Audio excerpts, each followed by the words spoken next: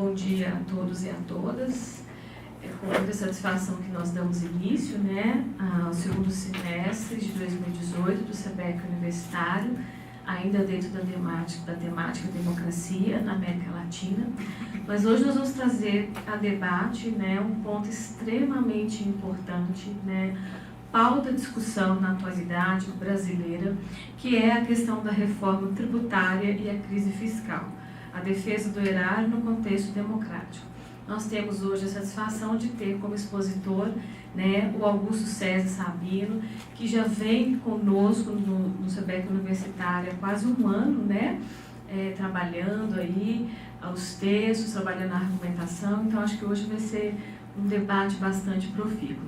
Agradeço imensamente a participação dos professores Cléucio, do professor Ricardo, professora Karina Neres também, da Camila e da professora Natália Gonçalves. E, já de pronto, passo a palavra para o Augusto para que faça a sua exposição. Muito obrigado, professora Alessia. E eu cumprimento a todos os presentes. E é uma grande honra estar aqui e poder compartilhar um pouco do que nós viemos trabalhando. E, assim, logo já começo. E de todos os temas que nós possamos imaginar para uma apresentação nesse contexto atual em que vivemos, um dos temas mais acalorados que temos hoje em dia é, com certeza, a reforma tributária, a reforma fiscal em tempos de crise fiscal. No caso, o nosso tema de hoje, ele logo de início já nos traz uma série de questionamentos que podem ser feitos. Reforma tributária e crise fiscal. O que seria uma crise fiscal? Como seria caracterizada? E quais seriam os limites dessa possível reforma? O que ela deveria abranger? A segunda parte do nosso tema é a defesa do erário no contexto democrático. O erário, ele por sua vez, são os bens e os recursos que o Estado tem para arcar com suas despesas, ou de forma mais simples, são os dinheiros e os bens do Estado. E onde se insere o contexto democrático nessa questão, nesse debate? Então, eu vou tentar fazer de forma mais didática. Então, primeiro eu vou trazer uma abordagem mais rápida sobre o Estado Democrático de Direito, como é trazido na nossa Constituição. Eu vou estar abordando também o sistema tributário e matriz tributária, como as suas diferenças. Falarei um pouco sobre as finalidades da tributação, justiça tributária e equidade tributária. E aí eu vou destacar também os critérios de progressividade e regressividade da carga tributária. Isso tudo com olhar voltado para a capacidade tributária. E, por final, eu vou trazer o conceito e as definições de crise fiscal, fazendo algumas delimitações de como se daria uma reforma, e no final eu trago alguns exemplos de reforma que nós podemos tratar nesses tempos atuais. Bom, o Estado Democrático de Direito, ele já no artigo 1º da Constituição, ele é estabelecido.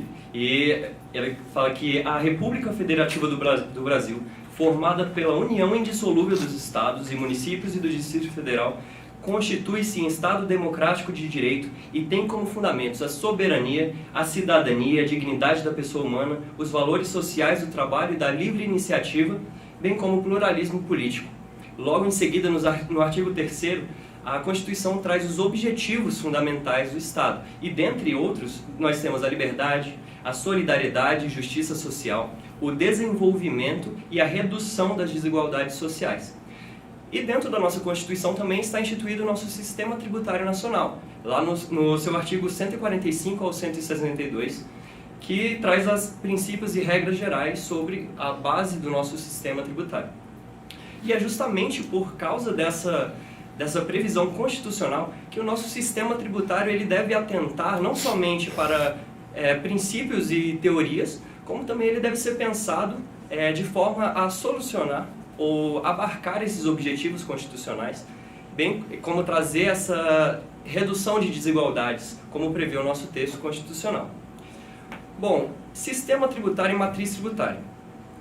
O nosso sistema tributário ele é trazido pelo artigo 1º do CTN, artigo 2º do CTN, em conjunto com o artigo 1º da Emenda Constitucional número 18 de 65. E resumidamente, o sistema tributário nada mais é que o conjunto normativo, ou seja, leis complementares, as normas constitucionais tributárias, resoluções do Senado Federal, em conjunto com os tributos, as taxas, impostos, contribuições de melhoria, empréstimos compulsórios. Isso forma um sistema tributário. Ele é um conceito mais teórico de tributação, ou seja, o Estado define um princípio geral e isso teoricamente vem sendo pensado com base em experiências e outros critérios que nós veremos mais adiante. Já a matriz tributária, e nós podemos ver aqui pelos textos que nós trabalhamos, tanto do Valcir Gassen quanto do Eugênio, eles trazem que o sistema tributário por si só não é suficiente, essa definição de sistema tributário não é suficiente para definir o fenômeno da tributação, justamente por causa dos efeitos que a tributação pode causar dentro da nossa sociedade. Então, esse conceito de matriz tributária, ele permite que o direito tributário brasileiro seja interpretado com um olhar voltado para outras áreas de estudos, como economia, ciência política, sociologia, entre outras, dando uma maior aplicação prática ao direito tributário. Finalidades da tributação. Uma das finalidades mais faladas da tributação seria a fiscalidade. A fiscalidade ela é vista na arrecadação de bens, né? Arrecadação de bens para o erário. E isso se deu, o Valcir Gassen aponta que a fiscalidade ela surgiu por volta do século XVII, XVIII, ali com a Revolução Inglesa e Francesa, quando há um rompimento entre Estado e propriedade. Antigamente você tinha o Estado como proprietário e nesse contexto as pessoas, os agricultores, os pecuaristas, eles pagavam um direito de uso para poder produzir. Era o chamado Instituto da Enfiteuse. E com esse rompimento, o Estado passa a necessitar de algumas contribuições. Aí nessa forma surgiu esse quesito da fiscalidade, porque as pessoas não pagavam mais o direito de uso, mas pela propriedade eles começaram a pagar uma certa tributação. E aí hoje no nosso ordenamento nós temos o IPTU e o ITR como impostos que incidem sobre a propriedade rural e urbana. Outro contexto, outro requisito, outra função da tributação é a extrafiscalidade. A extrafiscalidade ela é bem mais ampla. Ela não abrange só essa arrecadação de tributos, mas ela visa também reparar algumas questões dentro da sociedade. Ela visa designar ou delimitar, prevenir práticas que o sistema considere ilegais, controle de mercado, quais os bens devem ser consumidos, tudo isso você pode fazer mediante um aumento ou diminuição de tributação sobre determinados bens. E dentro dessa fiscalidade, uma das grandes funções, nós temos a redistribuição da renda. E na distribuição da renda nós podemos perceber a progressividade e a regressividade tributária. Quando a gente fala de progressividade, significa que o tributo ele está sendo aplicado com base, proporcionalmente com base na renda. Por exemplo, se você recebe menos, obviamente o Estado vai te cobrar menos do que, percentualmente menos do que tributaria alguém que recebe mais. E quando isso não ocorre, quando ocorre de forma inversa, isso caracterizaria a regressividade tributária. E no que diz respeito a Augusto César de Carvalho Leal, ele fala que essa característica da redistribuição de renda, eu vou até ler um trecho que ele traz, é evidente que somente há sentido em se falar numa finalidade redistributiva da tributação, tal como referido, sob um paradigma filosófico-ideológico que admita a intervenção do Estado na economia com o desígnio de realizar a justiça social. Ou seja, dentro do nosso contexto democrático, não só é possível que seja feita essa redistribuição da renda por meio da tributação, como também seria um modelo talvez mais ideal de tributação, com base no artigo 1º e 3º da nossa Constituição, visando a cidadania e também redução de desigualdades sociais. Justiça e equidade tributária. A justiça tributária, estes autores, tanto o Valcir Gassin como o professor Clélcio também aqui presente, o professor Clélcio, por exemplo, ele define a justiça tributária como uma medida para viabilizar o custeio das despesas públicas, de modo que todos possam contribuir de acordo com a sua capacidade contributiva. Essa questão de justiça tributária, ela é muito mais teórica. Ela é fundada com base em princípios e regras gerais e ideologias de sistemas tributários. Ou seja, ela não tem uma aplicação tão prática. É o Estado quem define qual é a sua capacidade de contribuir, a partir de quando você vai poder contribuir ou não. Já a equidade tributária, ela busca a aplicação dessa justiça tributária de modo mais específico nos casos concretos. Ou seja, ela busca o reflexo da justiça tributária no patrimônio dos contribuintes. Ela busca também visualizar a questão do mínimo existencial. Assim, até que ponto essa tributação está sendo proporcional? Por exemplo, alguém que ganha R$1.000 e paga 10%, ela está sobrando para ela o mesmo valor que uma pessoa que ganha R$100.000 com os mesmos 10% de tributação? Ou seja, ela busca visualizar essas diferenças.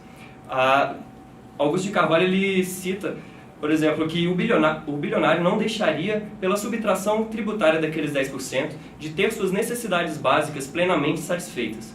Manteria extremo conforto em sua vida e realizaria, a despeito da tributação, o seu projeto de felicidade, ao menos o que dependesse da disponibilidade financeira, chegando até a poupar recursos ante a sua presumível incapacidade de consumir toda a sua excessiva renda, mesmo com os gastos mais frívolos. Enquanto isso, o miserável, pela supressão dos 10% de sua renda pela tributação, sofreria radical agravamento, já na sua indigna condição de subhumano, ficando ainda mais longe de atender às necessidades básicas da pirâmide de Maslow.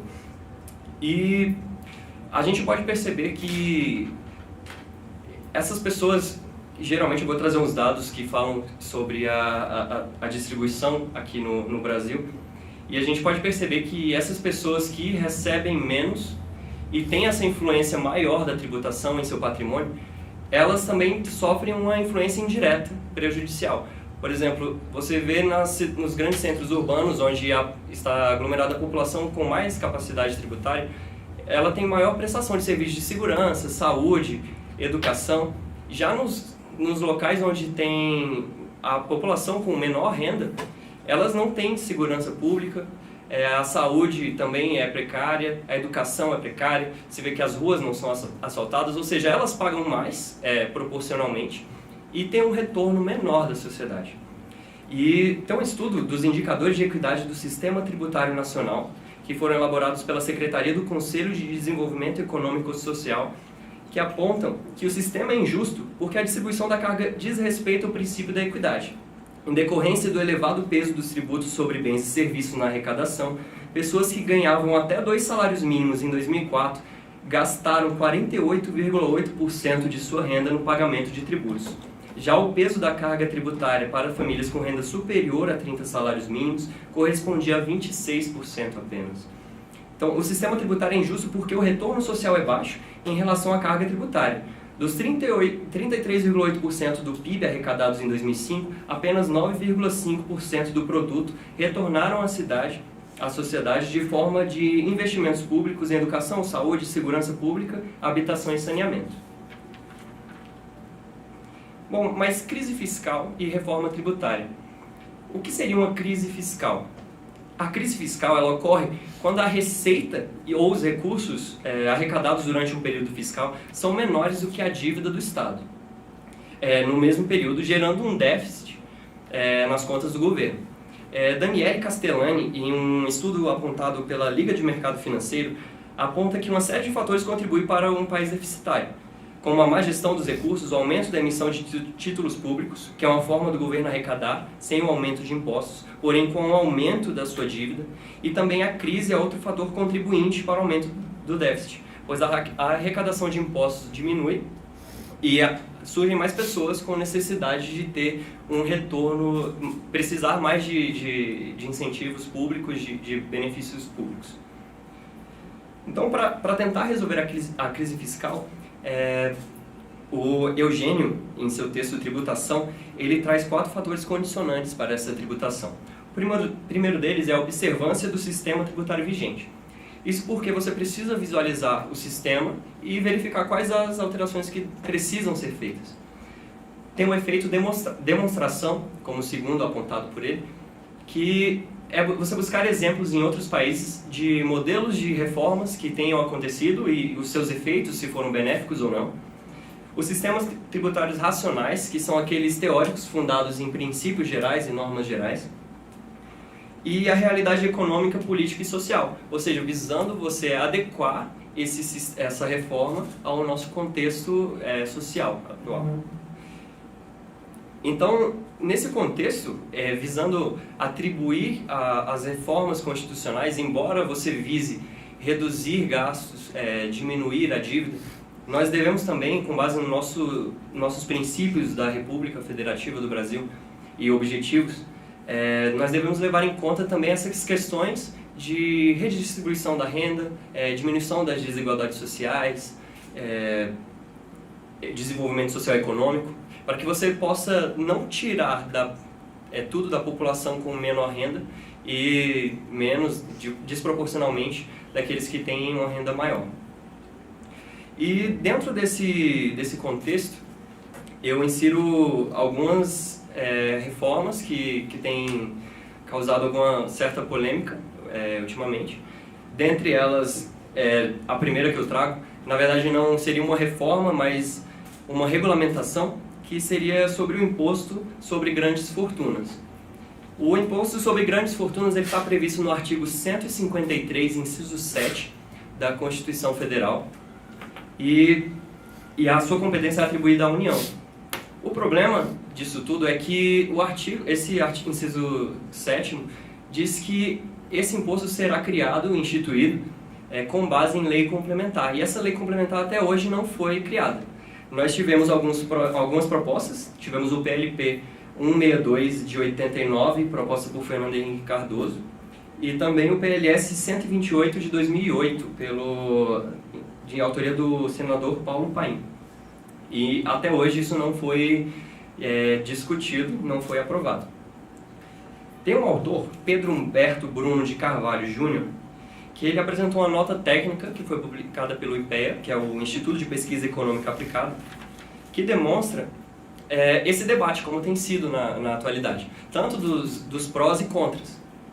Ele sustenta que aqueles que são contra a medida, são a favor da medida, sustentam que isso reduziria as desigualdades, porque você vai tributar aqueles que têm uma maior renda, um maior patrimônio, e isso aliviaria um pouco a contribuição daqueles com menor renda.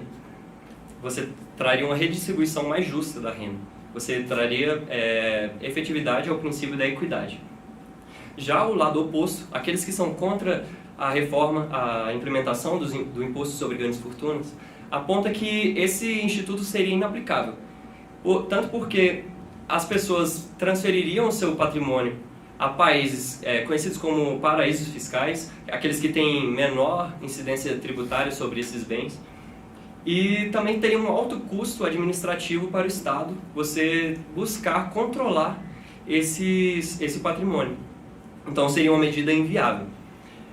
Como exemplo, já que o sistema tributário, as reformas precisam de exemplos, desse mesmo estudo, ele aponta que na Europa, todos os países, com exceção de Bélgica, Portugal e Reino Unido, todos os demais já adotaram ou adotam até hoje o imposto sobre grandes fortunas. E eu quis destacar apenas aqui uma questão que, devido à crise fiscal, a Europa e a Islândia tinham deixado de cobrar esse imposto, e devido à crise fiscal, para tentar solucionar a crise fiscal, foi reinserido a tributação provisoriamente na Europa e na Islândia. Então eles voltaram a ter essa tributação sobre grandes fortunas para poder solucionar a crise fiscal. E independente de ser bom ou ruim, de posições contra ou a favor, a não regulamentação desse artigo 153, inciso 7º da Constituição, ela traz um outro problema. O artigo 11 da Lei de Responsabilidade Fiscal, ele prega que é requisito essencial da responsabilidade fiscal na gestão a instituição, previsão e efetiva arrecadação dos tributos de competência constitucional. Ou seja, esse é um tributo de competência constitucional. E a não regulamentação geraria os efeitos negativos que estão previstos no parágrafo único desse artigo 11 da Lei de Responsabilidade Fiscal, que seria a proibição do repasse de verbas ao ente federativo. Outros dois modelos que eu trouxe de reforma, um já foi aprovado, que foi a PEC 241 de 2016, o chamado teto orçamentário, foi aprovado e convertido na Emenda Constitucional 95 de 2016, e ele reduz os gastos públicos, só que ele traz um problema, assim com base no contexto que nós vimos aqui. Ele reduz a distribuição de verbas na área da saúde, da educação, e a gente pode perceber que esses sistemas, já sem essa redução, a prestação desses serviços já são bastante precários. Ou seja, ele traz mais um malefício para essa população com menor renda. A outra medida é a PEC 106 de 2015. Essa até hoje está em tramitação. Eu olhei essa semana, ainda está para designação de um relator. E ela traz a questão da redução dos membros da Câmara e do Senado Federal. Ela visa diminuir os membros da Câmara de 513 para 386 e do Senado de 3 para 2 membros por unidade da Federação. E, concluindo, eu queria dizer que, sem querer trazer ideologia de o que seria melhor, o que seria pior, sem trazer também questões políticas, porque eu acho que cada um tem a sua motivação política, a nossa reforma tributária, como todas as outras reformas políticas que são pensadas, elas devem ser pensadas com maior afinco e defendidas por todos nós com maior objetividade, porque nós vivemos em um momento onde nós estamos evoluindo muito na questão de educação política, de contexto político. Ainda há muito a melhorar, mas eu acredito que quando se pensa uma reforma, a população precisa participar disso. E nós não podemos imaginar ou que vai vir um super-herói para nos salvar, para nos resgatar. É a nossa participação que vai fazer total diferença nessa evolução, tanto em reformas tributárias, política, eleitoral. E como já diz a primeira estrofe do nosso hino nacional, ouviram do Ipiranga as margens plácidas de um povo heróico o brado retumbante. Ou seja, não é um super-herói que vai vir nos salvar, mas sim o próprio povo que tem esse poder, essa autonomia para fazer as mudanças. Então nós precisamos despertar, principalmente nesse período atual. Hoje nós damos início ao período das candidaturas eleitorais, né? Então nós temos que nos atentar a esse momento e participar ativamente da nossa sociedade. Obrigado. E à disposição, né? Não poderíamos esperar outra coisa do Augusto, a quem eu já agradeço de pronto, porque tratar de um tema, né, professor Cleuso, como crise fiscal e reforma tributária não é fácil, né? Mas o fez de forma bastante plena, de forma bastante acadêmica mesmo, trazendo os pontos principais, né? Mas antes de trazer na barra o debate, por deferência, já que a gente tem a oportunidade de conversar com a literatura sobre o tema, né, eu passo a palavra ao professor Cleuso. Obrigada, professor. Muito obrigado, professora Alessia. que aproveito a oportunidade para cumprimentá-la pelo seu trabalho importante perante o SEBEC.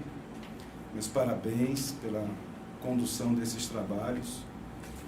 Cumprimentar também o meu colega aqui de mesa, professor Ricardo Bastos, com quem eu tenho uma convivência já de algum tempo com relação aos assuntos fiscais, né, e outros temas relevantes do direito. Então, para mim é sempre uma honra tê-lo aqui. Cumprimentar todos os professores, estudantes que estão aqui hoje presentes para conversar sobre esse assunto relevantíssimo para o Brasil, que é o tema da crise fiscal. E não poderia deixar de parabenizar, e com muita satisfação, viu, eu faço, a exposição do Augusto César. Eu não sei se o Augusto tem vivência com esses temas da tributação, mas caso não tenha, eu quero dizer que você se saiu muito bem, porque de fato esse é um assunto difícil, árido, embora nós todos aqui tenhamos alguma visão intuitiva do problema. Mas eu quero dizer que o Augusto teve pouco tempo para se preparar para o assunto, eu imagino, né, suponho, porque essa literatura que nós passamos para ele, isso foi enviado no final de julho, e ele de fato teve um excelente desempenho. Acho que tocou nos pontos principais, trouxe mais elementos ainda para o debate, de modo que eu só tenho que parabenizá-lo, viu? E dizer para você, você já conta com a minha admiração como um acadêmico que se inicia, né, nessa tarefa tão difícil, não é, professora Alessia, que é pesquisa, academia, e eu acho que você é uma pessoa talhada para isso. Então, meus parabéns. Eu quero aproveitar a oportunidade, já que me foi passada a palavra, não para indagar, sabatinar o Augusto César, nada disso. O objetivo aqui é muito mais colaborar, então o que eu tenho a falar aqui é mais para complementar o que o Augusto César já disse. E queria primeiramente chamar a atenção para esses dois conceitos que são importantes para qualquer debate a respeito de sistema de tributação, que são os conceitos de equidade e de justiça, professora Alessia. Como é que nós podemos empregar esses dois conceitos dentro do sistema de tributação? Inevitavelmente, a gente tem que recorrer para o conceito de equidade que remonta a Aristóteles. No Ocidente, nós nos habituamos a trabalhar com esse conceito de equidade, que é do livro 5 do Ética Nicômaco, que é o livro de Aristóteles, e nesse livro 5, um dos livros, né, uma das obras de Aristóteles. Aristóteles é um autor da filosofia política e da filosofia moral, e que deu uma contribuição muito grande para o pensamento ocidental. E no livro 5, ele faz uma distinção entre a justiça abstrata, que é a justiça das leis, vamos falar assim, legislada, e a equidade. E a equidade, Aristóteles conceitua como a justiça do caso concreto. Agora, é claro que na época em que ele escreveu a sua obra, nós não tínhamos a mesma arquitetura institucional que nós temos hoje. Então, o que ele propõe, que na justiça concreta, a equidade, é necessário que exista uma espécie de arconte, alguém que tivesse o domínio quase extrasensível do significado de justiça no caso concreto, pudesse ponderar fatores, questões de fato, e a partir da controvérsia arbitrar qual seria a justiça do caso concreto. No nosso modelo institucional, esse conceito ele é adaptado, de modo que a ideia de equidade acabou sendo transposta para as instituições. Então, por exemplo, o Poder Judiciário cumpre essa função em certa medida, né? Quando há ausência de norma, se aplica a equidade como uma forma de se propor ou de se resolver a controvérsia jurídica de forma concreta. Agora, como é possível se fazer isso na tributação? É esse o grande desafio. Essa pergunta desafia os tempos. E nós podemos transferir esse conceito para as instituições? Claro que podemos. Por exemplo, o Judiciário teria como arbitrar justiça tributária no caso concreto? eu tenho a impressão que há muitas dificuldades para isso, porque a gente não consegue sair de um sistema intuitivo de aplicação de justiça, no caso concreto, para a tributação. Então, seria algo mais ou menos assim: o judiciário teria que chamar as partes para uma negociação e contribuinte e fazenda pública teriam que chegar a um consenso de qual seria a tributação equitativa de acordo com a capacidade contributiva do contribuinte e as necessidades do poder público. Um modelo como esse é impensável, quer do ponto de vista prático, operacional, quer porque talvez não se chegue exatamente a essa ideia de equidade pensada por Aristóteles lá atrás, em se tratando de tributação. Poderia ser um modelo também assim, que a fazenda pública chamasse o contribuinte e tentasse chegar num consenso. A mesma dificuldade teria, só estamos mudando de atores, né? Saiu do judiciário e passou para a fazenda pública, que aliás seria muito mais arriscado, porque ela é a credora. Então as dificuldades de se chegar numa justiça, no caso concreto, é muito difícil. Então, qual é o modelo que se tem partido no sistema tributário ocidental? É o de se inserir mecanismos de equidade na própria lei. Então, o Augusto César disse bem, quando fala assim, a progressividade é uma forma de se buscar a equidade na tributação. De fato é, porque aí a gente atrela esse conceito de equidade na tributação por meio de alguns pressupostos. Então, quando a legislação cria um critério de progressividade, se supõe o seguinte, que conforme a renda ou o patrimônio da pessoa aumenta também a tributação. É o que acontece com o imposto de renda e alguns outros tributos. Agora, isso está alicerçado, Augusto, num fundamento de justiça e também numa expectativa moral da tributação. Então, quando as teorias de tributação surgem no Ocidente, elas se aperfeiçoam a partir do século XVII. E a primeira é a teoria do benefício, depois vem a teoria do sacrifício igual. Eu vou me ater só à teoria do sacrifício igual, porque acho que é o eixo da nossa conversa aqui. E a teoria do sacrifício igual, ela supõe o seguinte, que todos pagarão tributos porque todos recebem benefícios do poder público, sejam eles diretos ou indiretos. De fato, a gente está aqui nessa sala, mas de alguma maneira a gente recebe benefício indireto do poder público. Basta saber que tem um poder legislativo produzindo leis, um judiciário aplicando as sentenças, as decisões nas controvérsias jurídicas, poder executivo cumprindo seu papel de exercício do poder de polícia e por aí vai. Então nós recebemos benefícios indiretos, por isso todos nós contribuímos. A grande questão volta a ser essa: qual é a cota equitativa de cada um? Se recebemos benefícios diretos, daria para se aquilatar aí ou se calibrar uma cota equitativa, dependeria do quanto de benefício nós recebemos. Mas se são indiretos, como é que nós podemos medir de uma forma equitativa quanto que cada um deverá pagar de uma forma, portanto, justa? Então essa é uma grande dificuldade que se tem na tributação. Por isso, os pressupostos de efetivação da equidade tributária. A progressividade é um exemplo. Então, na teoria do sacrifício igual, se parte de um critério de equidade vertical, e isso é um pressuposto moral, de modo que quem tem mais renda, quem tem mais patrimônio, pagará mais tributos do que quem tem menos. É esse o pressuposto moral da tributação. Agora, isso ao longo dos tempos foi se desvirtuando. Hoje nós estamos no Brasil numa situação em que essa expectativa moral está invertida. Foi o que ele apontou. Então, tem dados que demonstram que quem tem menos renda e quem tem menos patrimônio arca com muito mais tributos do que quem tem mais. Isso viola a expectativa moral da tributação. O problema central disso é que este estado de coisas, ele não ocorre espontaneamente. Eu acho que é esse o nosso papel aqui na academia. Muito mais do que dar lições, nosso papel é de denunciar o estado de coisas.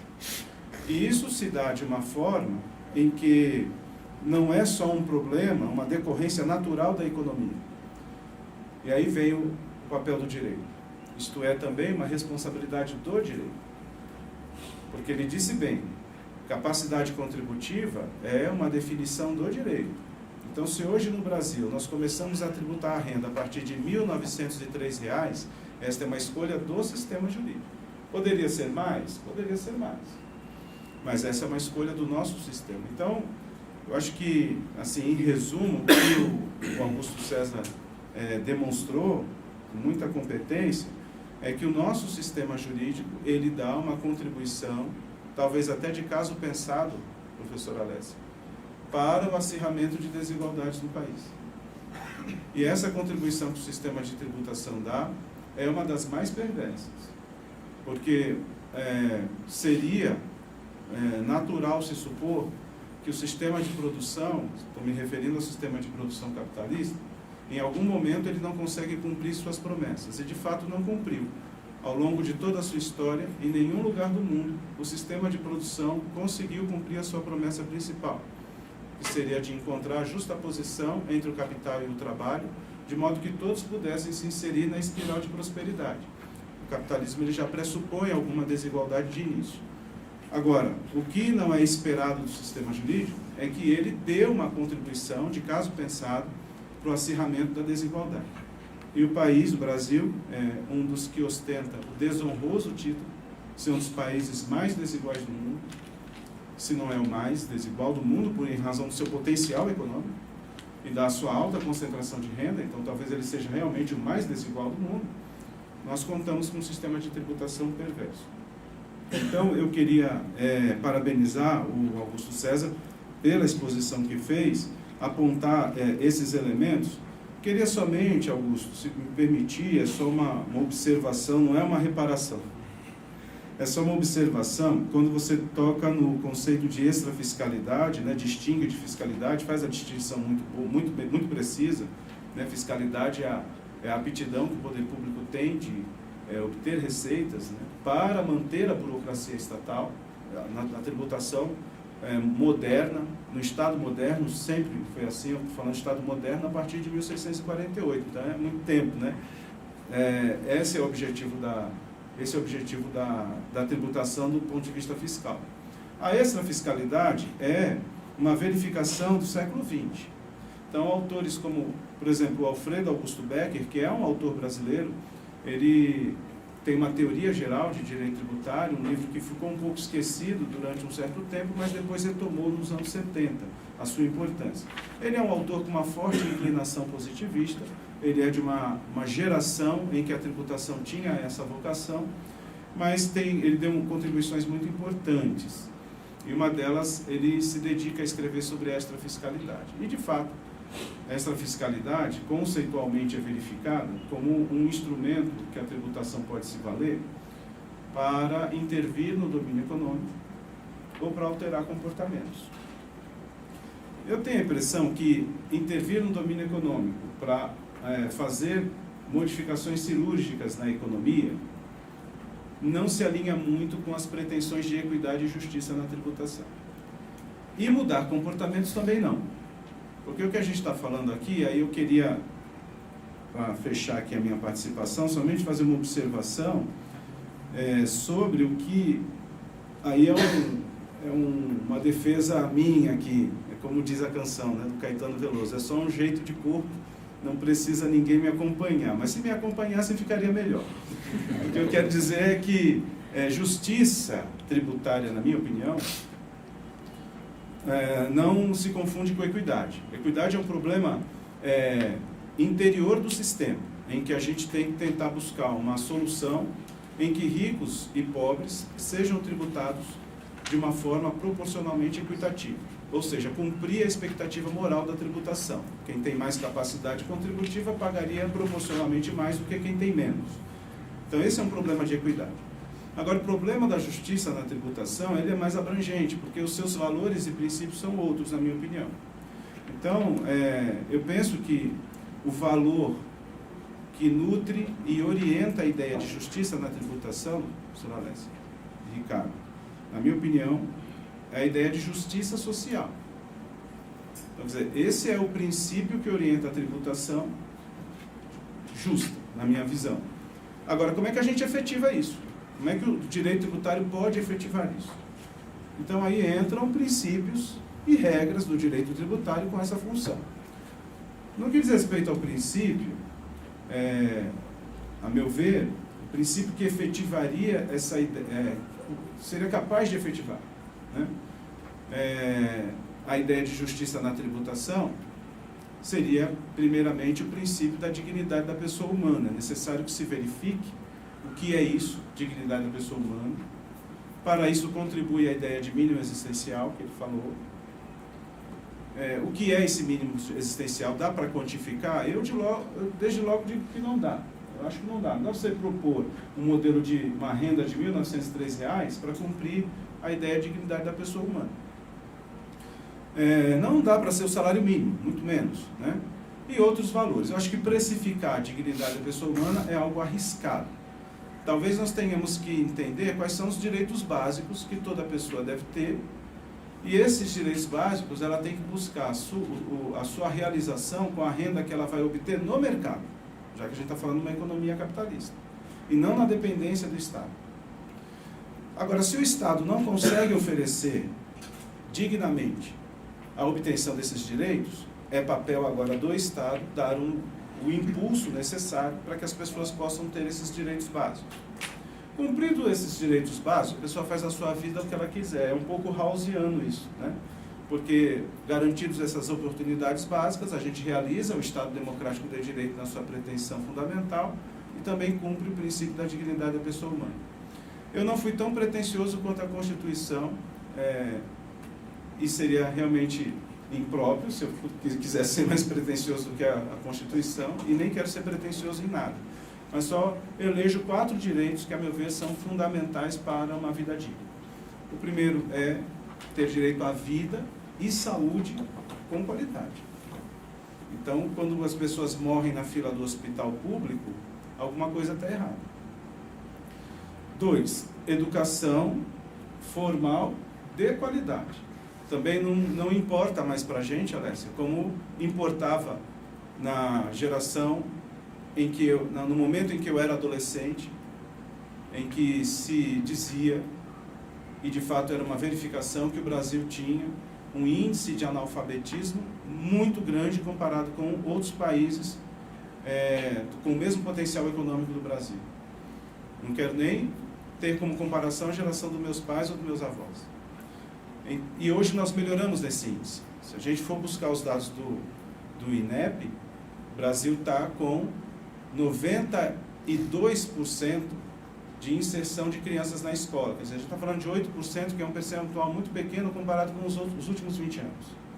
Mas nós não temos a educação de qualidade, nós sabemos as razões disso, né? As pessoas vão para a escola, saem dela, sem saber fazer as 4 operações, tendo dificuldade de compreender a sua língua materna e outros problemas. Então, a educação de qualidade, todos teriam que ter oportunidade para isso. O terceiro é segurança alimentar. Também não me parece que seja uma ideia completa de democracia permitir com que a pessoa vá, de 4 em 4 anos, eleger seus representantes com fome, ou com uma baixa educação. Isso diminui seu poder de crítica e a possibilidade dela ser cooptada por aqueles que vão seduzi-la com promessas fáceis, mas que provavelmente não serão cumpridas ou até serão distorcidas. É muito mais fácil você cooptar a pessoa com baixa informação e que passa fome. Então, nós não completamos ainda a nossa ideia de democracia. O quarto direito fundamental, a meu ver, que completa essa ideia de dignidade da pessoa humana, seria o direito à intimidade. Quer dizer, a pessoa tem direito a ter 4 paredes para morar, viver e desfrutar da sua intimidade. Quando a pessoa não tem onde morar, também as dificuldades que ela terá na vida serão imensas, né? Então, esses 4 direitos parecem ser fundamentais. Onde ela vai buscar a efetivação disso? No mercado. O mercado não tendo condições de oferecer, então seria papel do poder público oferecer a disponibilidade desses 4 direitos fundamentais. Agora vem a grande questão, que é a nossa aqui. Como é que se efetiva isso? Na ponta, professora Alessia, é com política pública, eu não tenho dúvida. A questão é como é que a gente oferece o suporte financeiro para as políticas públicas, porque elas precisam de dinheiro. Esse dinheiro vai ser obtido exatamente na sociedade. Então, se o Estado consegue cumprir esses 4 direitos sem cortes orçamentários, como ele disse aqui quando falou da emenda 95, que é do teto dos gastos públicos, se isso é possível se realizar com o nosso sistema fiscal, eu creio que nós estamos diante de um sistema tributário justo, porque ele cumpre os fins do Estado Democrático de Direito. E é por isso que eu tenho defendido 3 propostas, e aí eu encerro aqui a minha participação. A primeira, para tentar atender esses objetivos de equidade na tributação, seria uma redução dos tributos sobre o consumo, porque é ele que é o vilão da história. Como ricos e pobres são tributados igualmente no consumo, e ele disse bem, no caso dos mais ricos, sobra mais renda quando ele é tributado no consumo do que em relação aos mais pobres, então a gente tem que resolver esse problema básico. Diminuir tributação sobre o consumo é um risco para as contas públicas, porque se já estão quebradas, diminuir a tributação sobre o consumo somente aumenta o problema. Então, na verdade, isso aqui é uma gangorra. Na medida em que se diminui a tributação sobre o consumo, tem que compensar em outra ponta. Essa ponta que seria compensada seria a elevação de tributação sobre renda e propriedade, mas não é de todo mundo. Tem que ser exatamente dentro do fiel objetivo ou da expectativa moral da tributação, que é tributar as rendas mais altas. Então, teria que se fazer algum mecanismo de compensação. Aí tem quem argumente assim, mas não dá, isso é uma loucura. Como é que você vai diminuir tributação sobre o consumo? Você pode beneficiar nisso aí ricos e pobres também, na medida em que se diminui a tributação sobre o consumo de bens, porque aí o rico também vai consumir com menos tributos. Eu tenho defendido uma proposta que seria de restituição dos tributos sobre o consumo para quem tem uma renda baixa. O legislador tem que definir essa renda baixa. E ele, no final do ano, sei lá, define-se o período, ele apresenta as suas condições econômicas e tem restituído o tributo do consumo. Essa é uma maneira. A outra proposta é com relação a um que eu tenho chamado uma regra de ouro da tributação. Assim como tem no direito financeiro uma regra de ouro, em que o Estado não pode se endividar mais do que ele arrecada, acho que é necessário uma regra de ouro da tributação para que ela seja justa.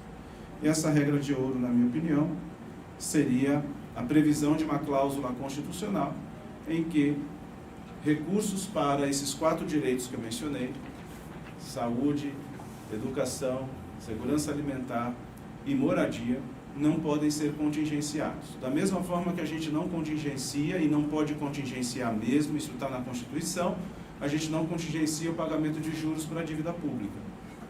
Senão o país entra numa rota de incredibilidade financeira. Mas também não podemos contingenciar recursos para essas áreas básicas. E assim a gente vai construindo um sistema de tributação justo.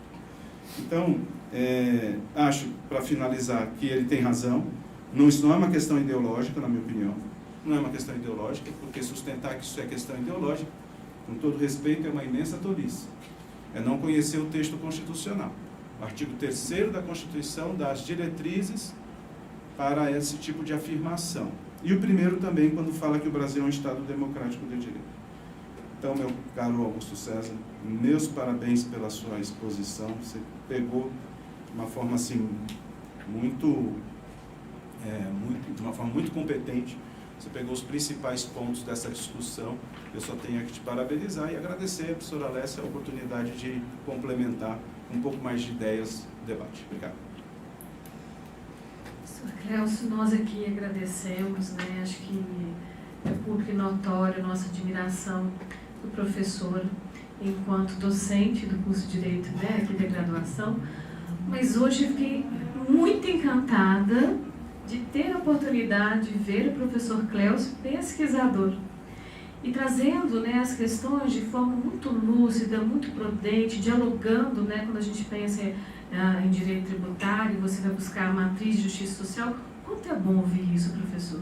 Ainda mais no momento que nós estamos, né? Não dá para encarar esse debate descolando o direito de outras áreas que são imensamente importantes para a contribuição. Mas, como o professor Ricardo também foi responsável por pensar o tema em conjunto, né? E por apontar também alguns textos, né, para a leitura dos alunos, eu gostaria que o professor Ricardo também pudesse tecer algumas considerações. Gente, boa tarde, né? Bom, passamos o meio-dia, já é tarde. Falar depois do Cleuso é mesmo que ficar repetindo e chover no molhado, subir para cima, qualquer pleonasmo desse que nós estamos bem acostumados. Mas, realmente, eu queria agradecer a oportunidade de estar aqui. É a nossa primeira participação, né, professor Cleuso, no SEBEC, e eu estou aqui para aprender com todo mundo. esse tema da tributação já ocupa há algum tempo, né, nosso objeto de pesquisa, nosso objeto de estudo, como professor, a gente tenta entender um pouco, né, não é nada muito fácil nem muito simples. Né, parabenizar, Augusto, poucas vezes eu vi alguém com um poder de síntese tão preciso como você. Tá? Você pegou 3 textos bem densos que compõem a obra chamada Matriz Tributária Brasileira, que eu tive a oportunidade de auxiliar o professor Valci na revisão da 2ª edição. Né? Eu conheço a obra inteira, eu li a obra 3 vezes. Eu não aprendi muita coisa porque os textos são muito densos, né? Mas eu consegui ver que realmente tudo que você falou está encaixado com aquilo, e realmente o Clélcio sintetizou a ideia. Eu só queria acrescentar 2 coisas, eu vou ser breve, até porque eu acho que o objeto do assunto, o objetivo é ouvir todo mundo.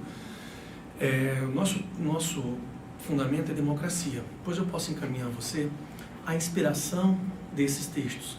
É uma obra em inglês, tá? Que o título é Taxation and Democracy.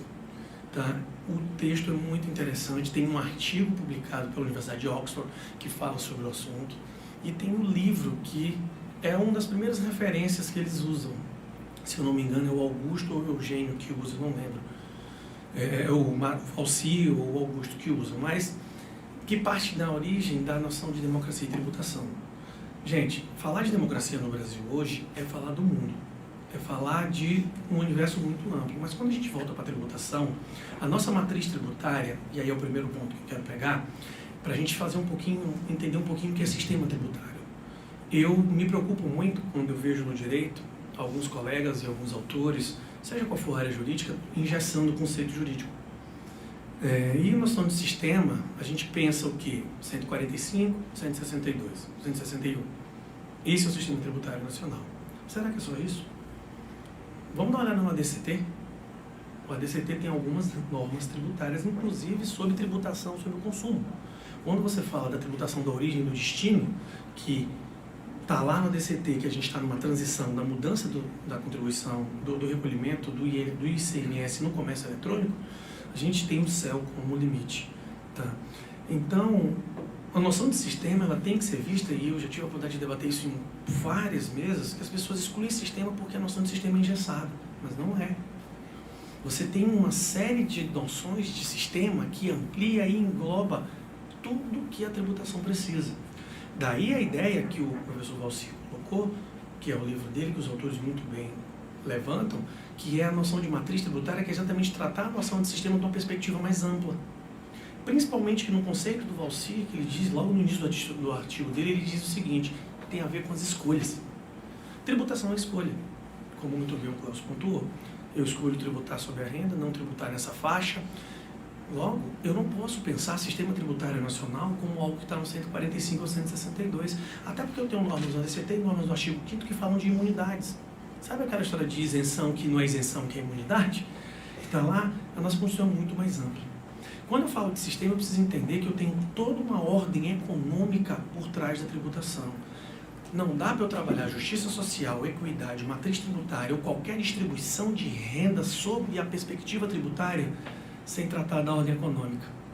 O que aconteceu no Brasil com o ICMS dos combustíveis? Há pouco tempo nós tivemos o país parado para discutir questões tributárias sobre o preço dos combustíveis. Não, vamos reduzir a carga tributária, fizeram uma série de discussões. Eu pergunto a vocês, qual estado abre mão de 29% da arrecadação do ICMS?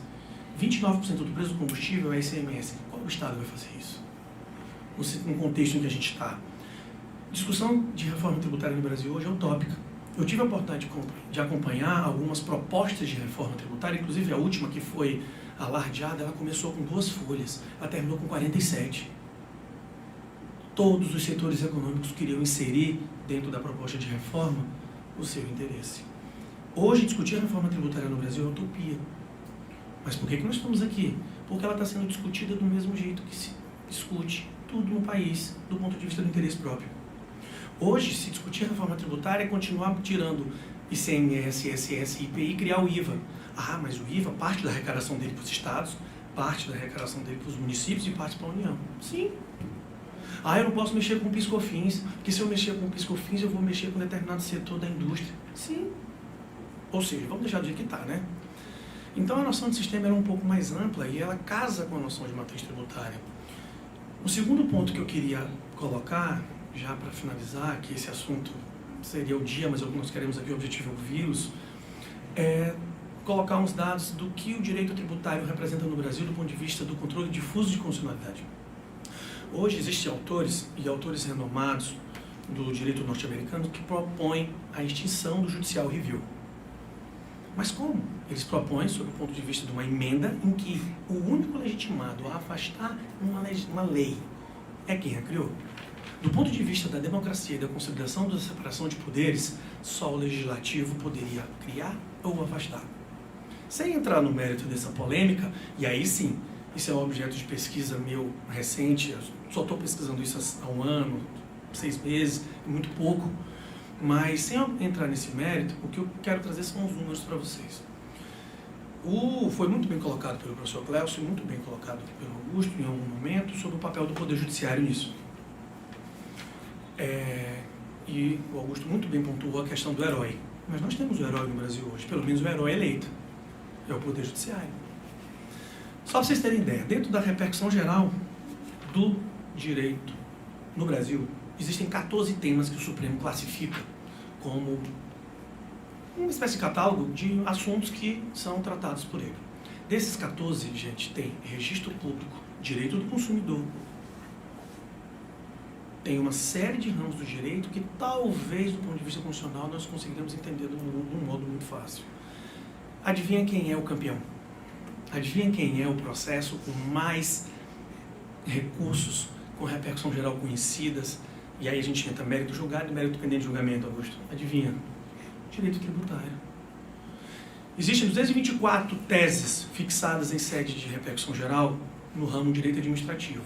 19 estão catalogadas de modo equivocado, porque referem-se a direito tributário. Taxa das universidades públicas, por exemplo. Direito tributário tem 209. Se nós tirarmos 19 daqui e somarmos com 9 daqui, daria 200 e... Não sou muito bom de conta, mas dá 228.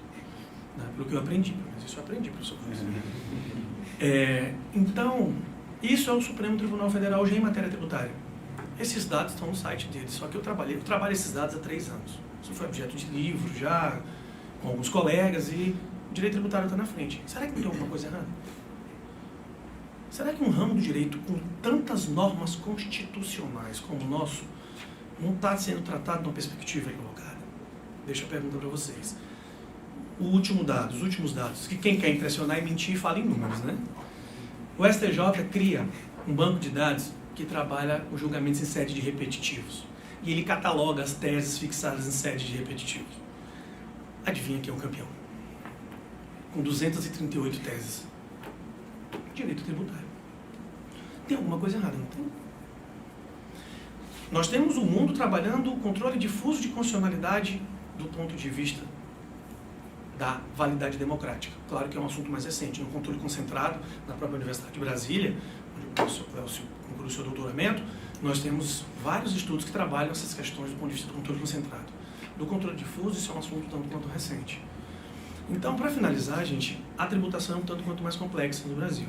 E aqui vamos dar opinião. Diz que opinião e palpite na Copa do Mundo todo mundo pode dar, né? A reforma tributária no Brasil hoje é tratada de modo utópico. É tratada com muita, me desculpem a falta de delicadeza, falta de responsabilidade. Se você analisar as plataformas de todos os pré-candidatos, eu já tive a oportunidade de ler algumas, é muito bonito que está lá. Muito bonito. Agora eu quero sentar com os 20... Quantos estados da federação nós somos? 27. 27, né? Com todo mundo dizer assim, olha, vamos acabar com o ICMS. Perdeu. Se você olhar no site do Confaz, o Amazonas, nos últimos meses, arrecadou uma média de R$600 mil a título de ICMS. São Paulo arrecadou 12 bilhões. Está lá no site. Você acaba com o ICMS, com a bancada de São Paulo no Congresso? Então, eu acho que a gente precisa trabalhar a noção um pouco de dentro para fora. Se fala em reforma tributária hoje para vender voto, não vender voto no sentido negativo da expressão, mas no sentido utópico da palavra. Então, gente, é isso que eu queria colocar. Eu queria agradecer a professora Alessia. Muito obrigado por estar aqui, professora Karina. Muito obrigado aos colegas que estão aqui. É uma honra estar ao lado do professor Clélcio, que é um autor que eu leio. tá? Eu estou aprendendo muito, devagarzinho a gente chega. Eu acho que direito tributário é uma coisa que eu acredito que mais em 150 anos eu entenda. Não sei se eu vou conseguir atingir a minha meta, tá? Mas Augusto, parabéns. Eu posso depois te disponibilizar originais desses textos que eles citam na bibliografia deles. Eu tive a oportunidade de buscar alguns artigos da doutrina estrangeira, e é uma coisa que a gente aprende muito em matéria de tributação. Tá? Muito obrigado. Eu não vou tomar mais o tempo, que a gente está aqui para ouvi-los e para conversar e debater. Obrigado, gente. Pronto, agradecendo, né, o professor Ricardo, já abrindo o debate, né, que reiteradamente o professor Ricardo disse, e aqui efetivamente o que a gente quer ouvir é o debate, né, eu franqueio a palavra a vocês para que a gente possa iniciar as discussões.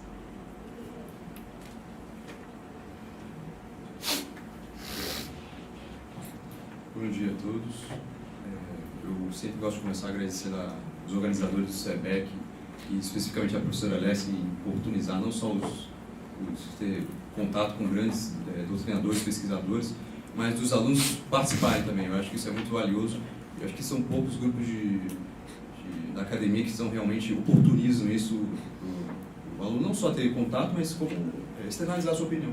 Eu acho que isso é muito importante. Eu sempre, quando tenho oportunidade, agradeço aos organizadores do SEBEC. Eu achei que a exposição foi ótima, Augusto. Eu acho que sintetizou muito melhor. Assim, eu consegui entender certos aspectos do texto que enfim, pela natureza tributária eu tinha dificuldade de entender, mas essa condensação foi muito ótima. E eu queria falar sobre o aspecto, não sei se o termo vai ser muito correto, mas o sistema, como que o sistema tributário em muitos aspectos é regressivo.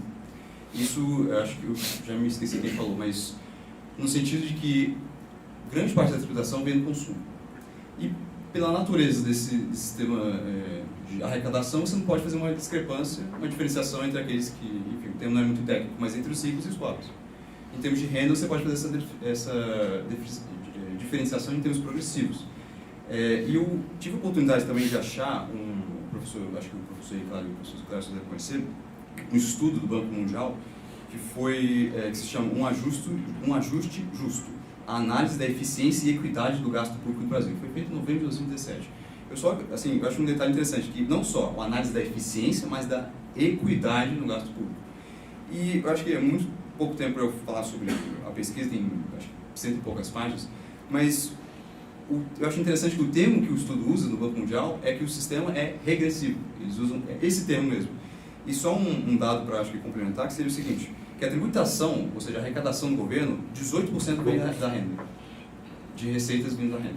O resto, oriundos muito de consumo, por exemplo. Então, assim, se você tem 18% da sua arrecadação vindo de renda, naturalmente grande parte do sistema vai ser regressivo, ou seja, a progressividade que você pode aplicar no sistema de renda está ausente. Então, você cria como se fosse uma piora na desigualdade, digamos assim. Eu tive até a oportunidade, eu já vou concluir, professor, de comparar com os impostos de renda de pessoas físicas na Austrália e nos Estados Unidos. Eu achei interessante, e eu destaco a Austrália e os Estados Unidos porque eles têm são países com dimensões continentais, igual o Brasil, eu sempre gosto de pegar. A Austrália eu achei interessante porque as alíquotas de imposto são maiores. No Brasil, a maior alíquota que você tem é 27,5%. Independentemente se isso é ruim ou bom, é 27,5%. Na Austrália você tem alíquotas que chegam a quase 40%, 45%. Certo que o cálculo é meio diferente. Mas se fosse fazer uma equiparação, seria quase 45% de uma renda, mais alta a alíquota. Eu achei interessante, e isso que eu trago para o debate. Enfim, não sei se vai ter oportunidade para todos se manifestar. Mas seria uma alíquota maior no Brasil interessante? Será que não seria se limitar a 27,5% uma ideia positiva e negativa? Enfim, eu confesso que eu não sei, por isso que eu trago esse questionamento. E em relação aos Estados Unidos, as alíquotas também são um pouco maiores, o maior é 39,6%, ou seja, quase 40% das alíquotas. O que eu achei mais interessante, professora Alessia, foi que o que eles chamam de tax brackets, que seriam como se fosse a base dos cálculos. No Brasil, se você descontar aqueles que são isentos de imposto de renda, você tem 4. Ou seja, você tem aqueles, por exemplo, de 1.900 a 2.800, 2.800 e por aí vai até 4.600. Nos Estados Unidos, você tem um cálculo mais interessante. Você tem, na verdade, 7 bases de cálculo diferentes. Então, eu fico pensando, uma especificação maior, em termos de, não só alíquotas, mas de base de cálculo, seria também interessante. Não só nós falamos de alíquota, mas como base de cálculo. Eu dou só um exemplo e aqui eu já concluo minhas considerações preliminares, professor. Se nós temos, por exemplo, a maior alíquota, a maior base de cálculo de imposto de renda no Brasil, que é R$ 4.600, ou 4.700 para arredondar. Um indivíduo que, de novo, rico e pobre talvez não seja um termo muito técnico, é difícil definir o que esses adjetivos significam. Mas se nós temos um indivíduo que ganha, sei lá, R$5.000 por mês, ele vai pagar a maior alíquota, 27,5%. E se nós temos outro indivíduo que é rico, digamos assim, e que ganha várias fontes de renda, ganha muito mais do que R$5.000 por mês, ele paga a mesma alíquota. Certo? Em termos absolutos é outra história, mas em termos relativos é a mesma alíquota. Então eu fico perguntando, será que se nós criássemos mais base de cálculo especificando isso e com suas respectivas alíquotas, será que não seria um modelo mais interessante? Será que a gente conseguiria ter mais equidade nesse sistema? A gente conseguiria diferenciar aqueles que ganham mais e aqueles que ganham, bem, não tão baixo a ponto de ser isentos, mas que ganham, mas não devem ser tributados tão grande. Eu termino só com uma consideração, professor, com um professor que eu gosto, um economista que eu gosto, francês, chamado Thomas Piketty, que eles têm um livro fantástico, eu até recomendo todo mundo a ler, que é o Capital no século XXI. E várias considerações, é uma análise econômica, não estritamente tributária, mas, independentemente de entrarmos no mérito, ele faz uma análise que o sistema que nós vivemos hoje, independentemente do nome, naturalmente cria desigualdade. Então eu fico pensando, se o Brasil adota um sistema econômico que cria desigualdade naturalmente, se ele estiver certo, e cria um sistema tributário que também naturalmente cria desigualdade, nós assim temos um sistema duas vezes, nós estamos contribuindo para a desigualdade duas vezes, não só o sistema econômico, mas como o sistema tributário. Eu acho que nós devemos, especialmente de parte do direito, o sistema econômico não, mas especialmente de parte do direito, é nosso papel debatermos isso e enfim, cumprir com a função de equidade e esta fiscalidade do direito. Enfim, essa seria a minha consideração preliminar.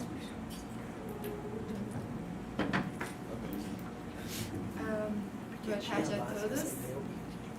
Primeiramente, eu gostaria de agradecer a todo mundo a oportunidade de estar aqui, cumprimentar todos da mesa e agradecer ao professor Gabriel Sampaio, que apesar dele não estar aqui presente, ele foi que me auxiliou para que eu pudesse participar. Também gostaria de pedir desculpa caso eu falei alguma coisa errada, eu fiquei repetindo muito ponto, porque eu estou muito nervosa. Então, o que mais me chamou a atenção no discurso do Augusto foi 2 pontos. O primeiro ponto foi sobre os tributos sobre grandes fortunas e o segundo sobre a participação da população. No primeiro ponto, eu vejo que grande parte da nossa população, a pequena parte, na verdade, que tem conhecimento sobre esse tributo, ela o vê como algo salvador, como algo que traria uma grande quantia econômica que pudesse ser investida em vários setores para solucionar vários problemas. Porém, por o pouco que eu pesquisei, não tive tempo de fazer uma pesquisa mais profunda, eu pude perceber que a maioria dos especialistas, por o que eles estudaram, eles não consideram esse tributo como algo benéfico. Apesar de ter um discurso muito bonito, a efetividade dele é muito pequena. Também, eu fui mais a fundo, eu descobri que grandes países como, por exemplo, a França, que eu acho que é um dos mais citados, os mais conhecidos sobre esse tributo, ele tem muitos problemas, porque a população mais rica, ela consegue achar meios para que não sofra dessa tributação. Há muitas saídas de pessoas com rendas maiores acontecem nos países, porque eles não querem participar, não querem contribuir com a quantia que poderia ser gastado com eles próprios. Também temos a Alemanha, que também já participou desse tributo e já acabou desistindo. A Suécia, que passa também há quase 10 anos, também já desistiu desse produto. Então, na minha opinião, apesar de ser um discurso que primeiramente eu vi como algo bonito, algo que poderia solucionar um pouco da nossa crise, nossa reforma poderia contribuir na nossa reforma tributária, não é algo que é muito efetivo. Como o Matheus também falou, eu acho que o que também resolveria mais nosso problema seria aumentar, né, nossa alíquota, que é de apenas 27,5%. E outros países, como por exemplo a Suécia, tem alíquotas que vão de 29% a 60% sobre o imposto de renda. Um outro ponto que o Augusto falou, que eu também achei muito interessante, foi sobre a participação, né, da população, que ele citou até o começo da nossa Constituição. Infelizmente, a nossa população, o professor Ricardo também contribuiu um pouco nesse assunto, ela não conhece assim, muito sobre direito tributário. Direito tributário é uma coisa muito difícil para você conseguir estudar e entender efetivamente o que é.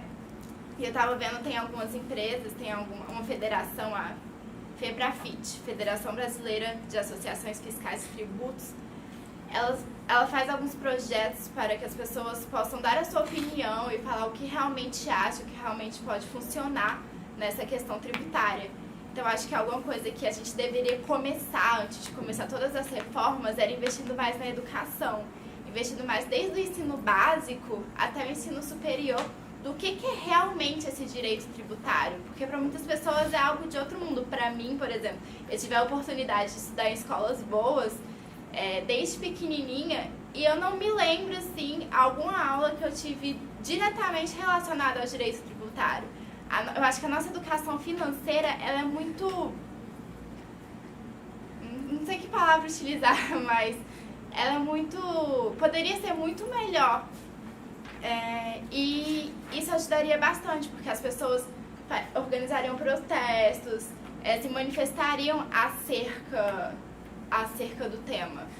Porque sem a falta da população, os projetos não andam. Como a gente pôde ter até no ano passado, algo que foi muito discutido, que foi a reforma, né, da Previdência, a população, ela indo, se manifestando, conseguiu acabar assim, com o tema, algo que deve ser discutido, obviamente, mas ela conseguiu, não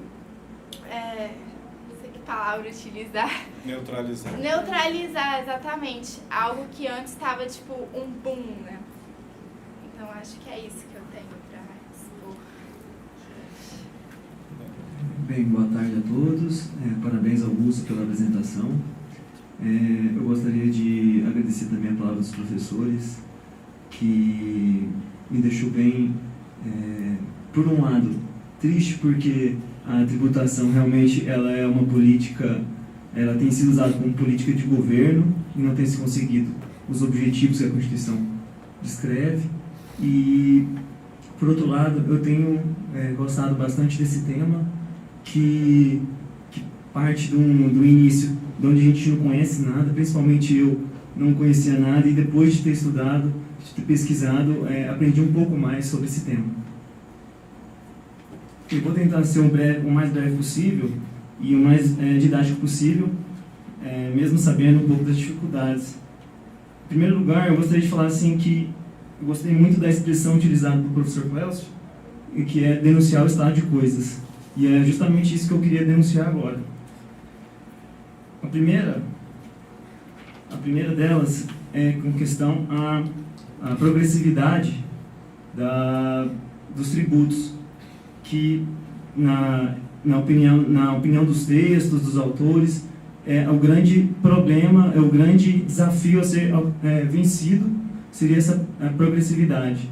Então, eu identifiquei nos projetos de lei um tributo que acentua bastante essa progressividade, que é o projeto de lei 517 de 2015, que ele altera as alíquotas do imposto de renda. E é bem interessante porque nesse projeto ele fala que a renda mínima, que até a isenção do imposto de renda, é de R$ 3.300. E de onde é que saiu esse valor? Saiu justamente de uma pesquisa de uma instituição chamada DIEESE. E aí eu pensei aqui agora, ele é justamente da onde poderia ser o que o professor falou, o professor Clécio, sobre a dignidade da pessoa. Será que com R$ 3.300 o cidadão consegue ter uma vida digna? Então, eu achei bem interessante essa proposta. Em segundo lugar, a tributação sobre a doação e a causa-mortes, que é as heranças.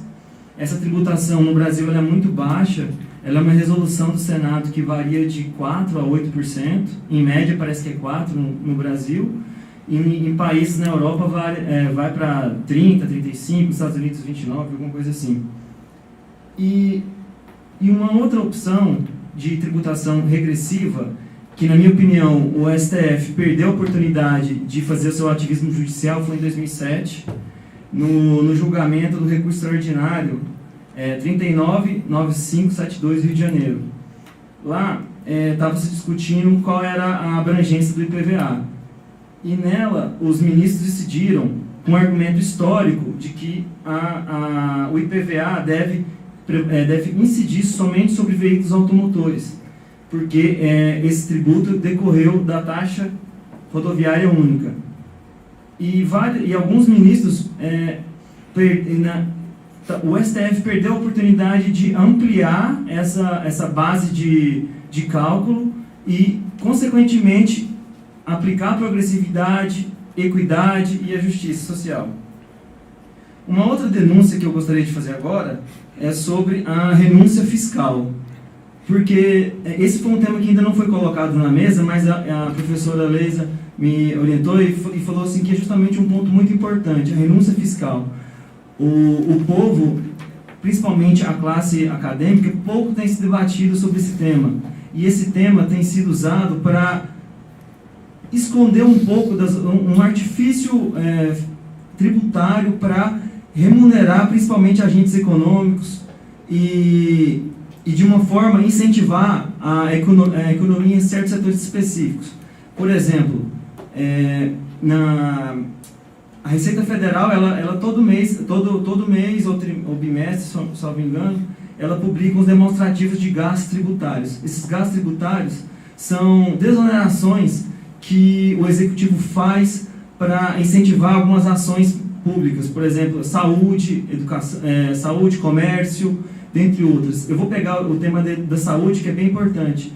A saúde, ela é a terceira função do Estado que tem maiores desonerações. E o que aconteceu? Essa desoneração, ao longo dos anos, dos últimos 50 anos, ela aumentou, ela incentivou o mercado de plano de saúde. Então, ou seja, nós que pagamos imposto de renda, nós podemos abater do nosso imposto de renda gastos com médico, gastos com plano de saúde, com consultas, remédios. E a classe mais abastada da sociedade não gasta com isso, ela gasta com o SUS. Ela utiliza o SUS, na verdade. Então, assim, a classe média ela é beneficiada por poder utilizar o SUS e ainda por ter abatimento do imposto de renda. Ou seja, cada vez mais a regressividade, a falta de equidade, ela está na sociedade. E, por fim, eu gostaria de dizer sobre... eu li um texto bem interessante do Fábio Jean Biagi e Ana Cláudia Allen. Eles falam que o problema da política tributária, ela não vai se resolver de um dia para a noite, de um super-homem que vai chegar e vai falar, nós vamos fazer isso. Ela depende exclusivamente de uma política de Estado. Vai ter que ser feito de ação por ação, pequenas ações, para dar uma estabilidade para os agentes econômicos se prepararem para essa mudança. E eu achei bem interessante isso, porque eu peguei até uma fala de se não me engano, foi um candidato que falou assim, que a missão dele é iniciar o debate e propor uma pequena mudança na política tributária, que ela vai ser efetivada somente daqui a 30 anos. Essa que seria a discussão para efetivar a política tributária.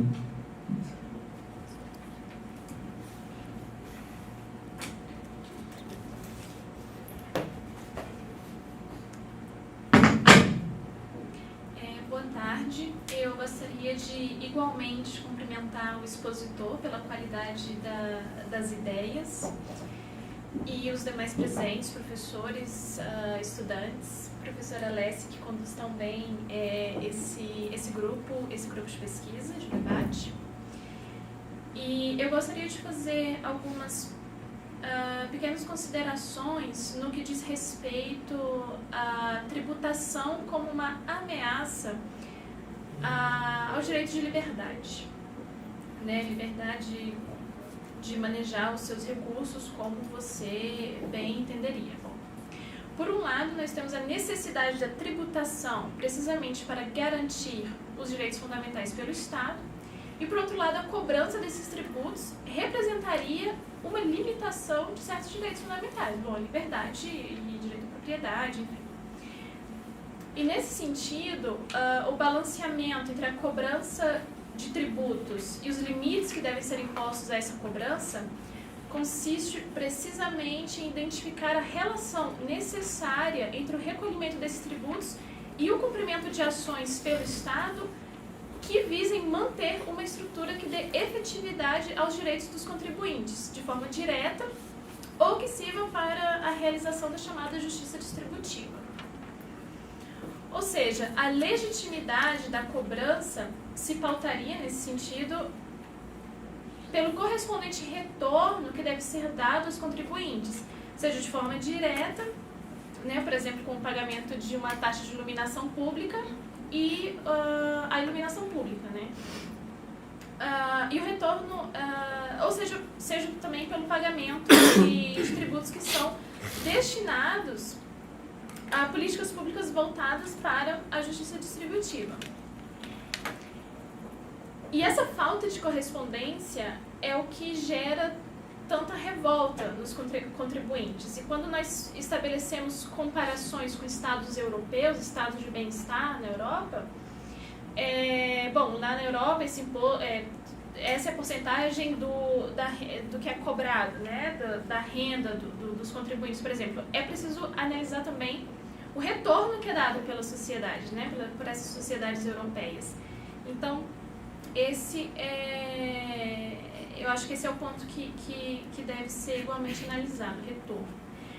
E especificamente no que diz respeito ao balanceamento entre liberdade individual e cobrança de tributo, eu gostaria de trazer uma reflexão sobre a filósofa Ayn Rand, que questionou bastante a relação entre indivíduo e Estado nesse aspecto.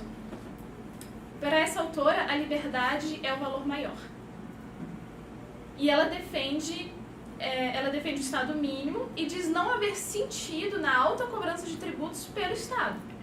Segundo essa filósofa, ela é bem radical na exposição das ideias dela, e segundo essa filósofa, ao invés de o Estado cobrar impostos para que uma parcela da população mais desfavorecida tenha acesso a serviços básicos, ela acredita que deveria haver uma organização entre os indivíduos que livremente decidem contribuir com essa parcela da população. E isso retiraria o Estado como intermediador na prestação desse serviço. E afastaria problemas, você poderia pensar em um primeiro momento, que isso afastaria problemas ligados à má administração dos recursos públicos, né, a má gestão desses recursos, o que gera uma perda considerável, né, de investimento, enfim. E também afastaria problemas atinentes à corrupção. Mas a questão que surge para Ayn Rand é a seguinte: e se for insuficiente a mobilização espontânea de indivíduos que decidem dispor de seus recursos para atender uma população vulnerável? E aí ela vai responder que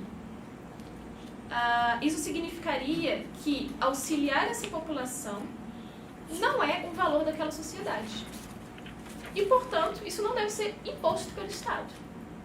Precisamos cuidar de crianças carentes. Bom, então a população deve livremente escolher se mobilizar para cuidar de crianças carentes. O Estado não deve obrigar que todo mundo dê parte dos seus recursos para ajudar as crianças carentes. Isso tudo em atenção à liberdade individual como princípio máximo.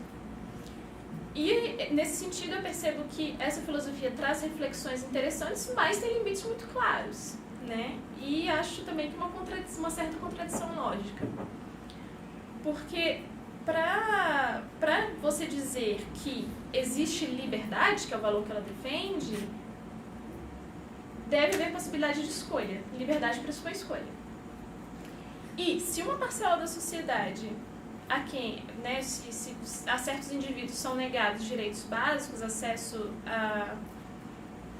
à educação de qualidade, ou saúde, condições dignas de moradia, essas pessoas não vão ter condições de, no futuro, escolherem sobre como se orientarem profissionalmente, enfim, porque as condições de vida foram muito limitadas. Né? Então, esse é um balanço que deve ser feito, né, entre essa liberdade individual de dispor dos seus bens e a imposição do Estado de um dever de contribuir. Né? Essas são as minhas considerações mais filosóficas. Boa tarde, eu queria agradecer também ao nosso expositor e a contribuição dos debatedores, que já nos trouxeram bastante informações. Ao trazer o tema direito tributário para o SEBEC, eu admito que eu me assustei um pouco. Como assim direito tributário? E agora? E aquela matéria que eu esqueci? Mas eu admito que ao ler os primeiros textos eu entendi esse direito tributário como uma continuação dos problemas estruturais constitucionais que a gente tem no Brasil. Então, a gente tem a formação de uma Constituição em que os nossos direitos ligados à democracia foram instituídos com muita raça e luta dos movimentos sociais e que os outros ligados ao Estado liberal foram instituídos por grupos de maior poderio econômico. Após isso, a gente tem um problema da eficácia das normas, do funcionamento das políticas públicas, porque depois da Constituinte você tira o protagonismo dos movimentos sociais e você deixa no monopólio dos grupos de poder. Então você tem um problema disso. Isso continua assim no sistema tributário, isso faz com que a nossa matriz tributária negue vários princípios constitucionais. Dentre isso, alguns textos que eu li, eu vi algumas distorções de princípios constitucionais, e um desses que eu vi que ficou muito claro, me desculpa, eu estou sem fontes hoje, eu pretendo trazer assim que possível, mas eu trouxe assim, o princípio da isonomia, que era o princípio que o autor trazia mais próximo de uma noção democrática de tributo, que os outros não traziam tão. Então, ele trouxe... Ai, desculpa, gente. Só um minutinho.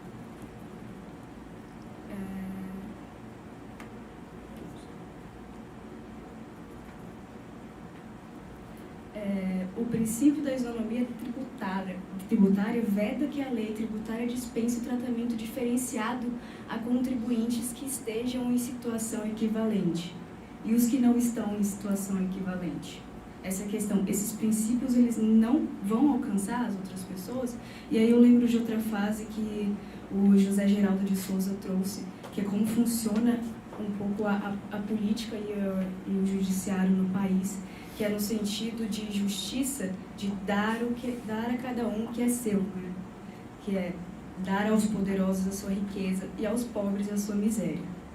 Aí, junto a essa interpretação, eu trouxe também a ideia do que eu pensei agora. Vamos tributar a renda, vamos aumentar as alíquotas. A gente já viu que o programa, a ideia de progressividade que tenta ser segurada pelo sistema tributário, em decorrência do imposto de renda, já não se segura mais. Nossa matriz tributária é regressiva. E aí eu encontrei um problema também da tributação de lucros e dividendos, que quando a gente chega em grandes fortunas, foi o mesmo que a colega nos falou, a gente já tem um problema de sonegação, independente de fortuna, mas de renda e todos os outros tributos. Então, a gente tem a existência de paraísos fiscais, além de operações societárias para isenção de impostos, constituição de capital societário. Então, a gente precisaria envolver muito mais do que a tributação de grandes fortunas. A tributação de doações também, isso acontece entre o direito societário, isso não existe mais tributação de doações, porque são feitas todas em operações entre empresas.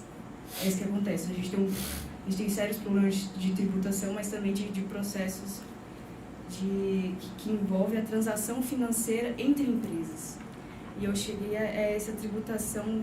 O Brasil é o único país, junto com a Estônia, que não tributa os lucros e dividendos. Os lucros seriam o que a empresa chega a ter no final de lucro mesmo, e dividendos o que teria a passar para os acionistas diretamente. Aí eles querem dizer que existe um bis in idem em você tributar primeiro o lucro e depois você tributar depois as ações, o que é recebido pelos acionistas. Não existe bis in idem, só o Brasil que ainda está afirmando isso. Os sujeitos passivos são diferentes. Então, eu vou trazer alguns dados aqui. 72% dos declarantes com renda total superior a R$ 108.480 são recebedores de lucros e dividendos.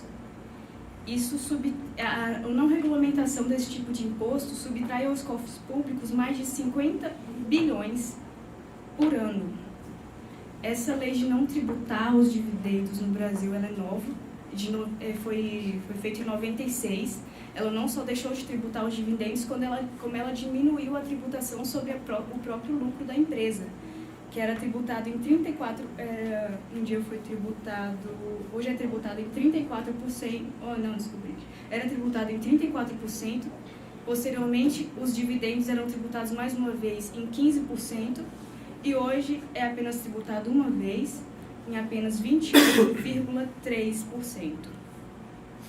Aí aqui nós temos também os índices do grupo Organização para Cooperação e Desenvolvimento Econômico. A sede é na França, se tratam de 36 países com elevado de PIB per capita e índice de desenvolvimento humano. Nesses 34 países, a média de tributação sobre os lucros é de 43,1%. E é a menor média de tributação que existiu entre os países nos últimos 15 anos.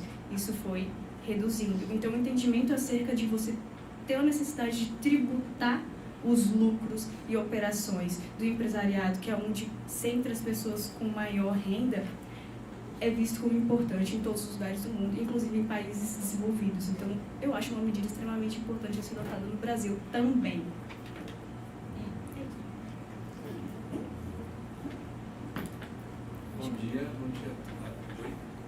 Bom dia a todos.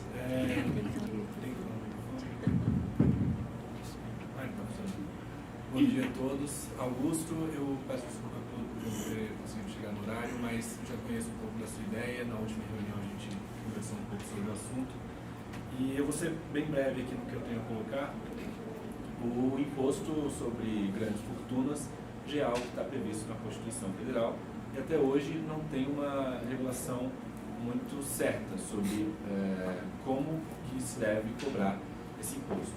A questão é, esse imposto realmente seria interessante para o Brasil, porque quando a gente vai ver o que os outros países fizeram, como bem a Jordana disse, na França tem um grande problema que as pessoas com grandes fortunas começam a sair e mudar o domicílio do país para não pagar imposto na França. Tem um caso de um ator famoso francês que ele recentemente foi para a Bélgica, se colocou como belga e agora passou para uma cidadania russa, justamente para fugir dessa tributação que seria devida. Na Alemanha, a gente teve uma regressão desse imposto sobre grandes fortunas. Era cobrado esse imposto sobre grandes fortunas e em 1997 essa cobrança foi encerrada. Hoje ainda tem um imposto sobre renda lá, mas ele é muito parecido com o Brasil. A única coisa que diferencia é que quando você chega a R$5.000 e vai subindo, ainda continua subindo a porcentagem no imposto. Mas tirou-se o imposto sobre grandes fortunas justamente por não ser atrativo para a economia do país.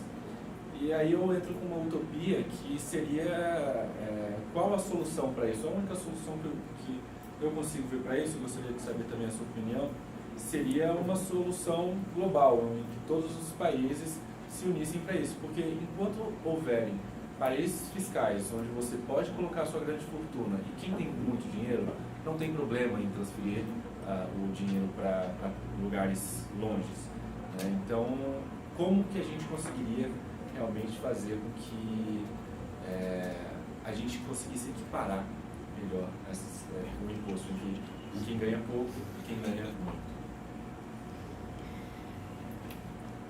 Queridos, Em razão do adiantado da hora, eu peço imensamente desculpas à professora Karina e à Camila, que com certeza teria muito a contribuir para o debate, mas agradeço imensamente a participação de todos.